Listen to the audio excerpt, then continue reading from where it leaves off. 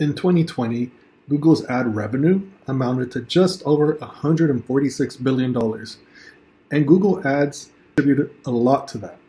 How? It's because everyone is clicking on Google Ads.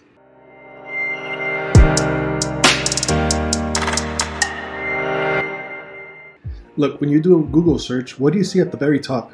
It's typically an advertisement. That's a Google ad.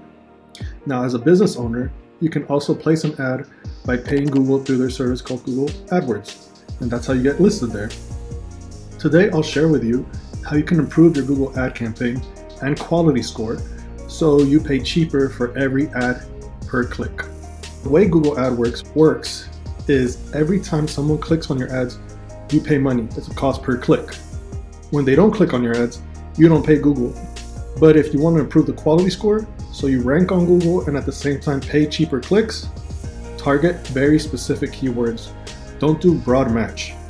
If you go after very specific keywords by doing an exact match, your ads will only show up for that specific keyword or phrase. When you go too broad, you're going to end up paying more per click because Google is going to show your ads to people who might not necessarily be looking for your products or services. The intent isn't there.